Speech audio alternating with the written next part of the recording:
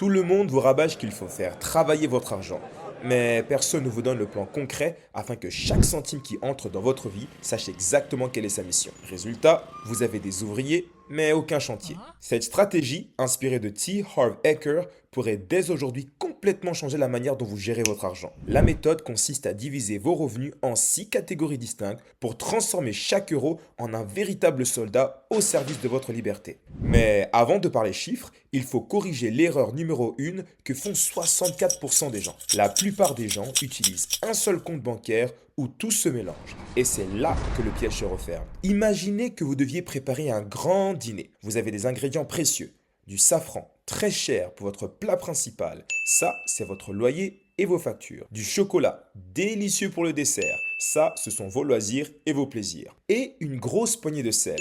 Ça, ce sont vos impôts et vos charges imprévues. L'erreur classique, c'est de prendre une seule énorme marmite et de tout jeter dedans en même temps en vous disant « c'est bon, tout est là, je gère ». Mais au moment de servir, c'est le chaos. Vous vous retrouvez avec une soupe infâme au chocolat et au sel. Vous avez gâché votre dessert et vous êtes incapable de retrouver votre safran si cher. C'est exactement ce qui se passe avec votre argent. Avoir un seul compte, c'est cuisiner dans une seule marmite. Votre argent devient illisible. Quand vous voulez vous amuser, vous culpabilisez car vous avez peur de manger l'argent du loyer. Quand vous dépensez trop, vous paniquez quand le sel des impôts tombe au fond de la marmite. Résultat, vous développez une mentalité de rareté. Vous n'arrivez plus à avoir le meilleur usage de chaque euro parce que tout est pollué. Le but de la méthode que je vais vous donner, c'est de créer des compartiments étanches. Le premier compte, le compte des nécessités, c'est le socle de votre survie. Il sert à couvrir toutes vos dépenses indispensables. Le loyer, l'alimentation, les factures, le transport et vos impôts courants. Mais il doit respecter une règle d'or du livre. Si vos besoins dépassent 55%, Eker est catégorique.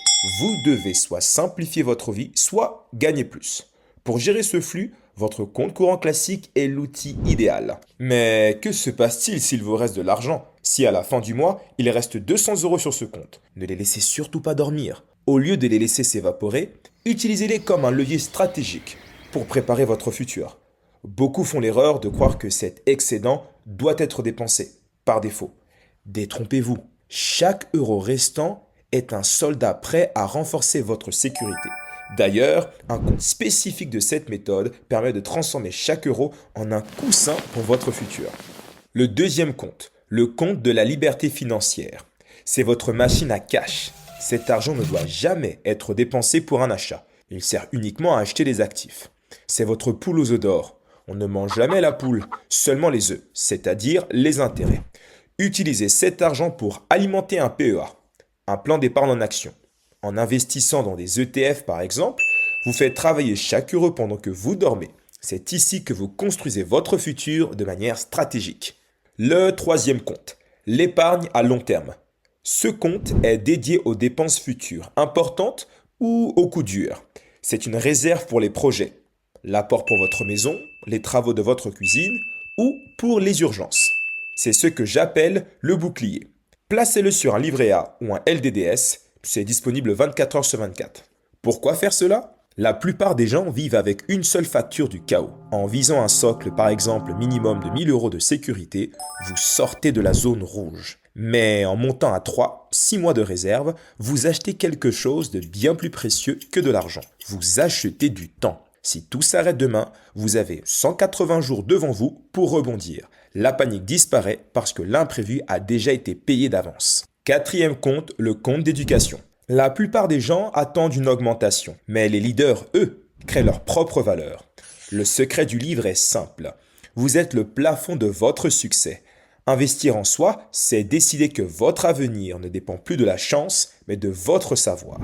En France, vous avez des leviers incroyables, comme le CPF, pour financer cette métamorphose sans même devoir toucher à votre épargne de base. Que ce soit pour apprendre le marketing, le design, une nouvelle langue ou la gestion financière via des formations en ligne, les opportunités sont infinies. Rappelez-vous que tous ceux qui ont réussi aujourd'hui ont commencé quelque part. C'est précisément ce compte d'éducation qui, couplé à votre compte de liberté financière, vous permet de reprendre enfin le contrôle total de votre futur. Le cinquième compte, le compte plaisir. Pour T. Harv Eker, ce compte est le véritable secret de la réussite long terme. Beaucoup pensent que la richesse est une punition, une vie de privation et de calcul permanent. C'est faux. Le compte plaisir est votre soupape de sécurité psychologique. Dans son livre, il explique que la gestion financière ne doit jamais être une punition, mais un équilibre. Le compte plaisir est ce qu'il appelle votre soupape de sécurité psychologique. La règle d'or imposée par l'auteur est stricte. Ce compte doit être vidé chaque mois. Un restaurant étoilé, un massage, une activité, quelque chose qui sort de l'ordinaire. Pourquoi le livre insiste-t-il autant là-dessus? Parce que l'auteur a observé que si l'on se prive de tout, notre moi intérieur finit par se rebeller. On finit par tout lâcher parce que l'on se sent affamé de récompenses. En appliquant cette règle, vous ne gérez plus seulement des chiffres, vous apprenez à votre cerveau que la richesse est synonyme de liberté et de joie. Le 6e compte. Enfin, nous arrivons au dernier palier de la méthode Eker, et c'est sans doute le plus profond. Le compte du don. L'approche du livre est sans appel. En réservant 5% de vos revenus au partage, vous installez immédiatement une psychologie de richesse et de gratitude. Donner est la preuve ultime, face à vous-même et face au monde, que vous êtes une personne qui pense abondance. Et oui, en soutenant une cause qui vous tient à cœur ou une association, vous passez du statut de spectateur passif à celui d'acteur généreux. Mais ce n'est pas tout. Et c'est là que donner peut faire une réelle différence au-delà de l'aspect moral. C'est aussi un outil de gestion de patrimoine d'une efficacité redoutable. Un don de 100 € à une association d'intérêt général ne vous coûte réellement que 34 € après réduction d'impôts. 66%. C'est l'une des rares fois où l'État vous encourage directement à choisir où va votre argent. En appliquant cette règle du livre, vous faites donc preuve d'une intelligence financière supérieure, vous aidez le monde tout en optimisant votre propre fiscalité. C'est la boucle parfaite de la richesse responsable. Et en bonus, pour passer à l'action dès maintenant, j'ai créé un budget planner basé exactement sur cette méthode des 6 comptes. L'objectif est simple, vous donner une vision claire de vos finances en un clin d'œil.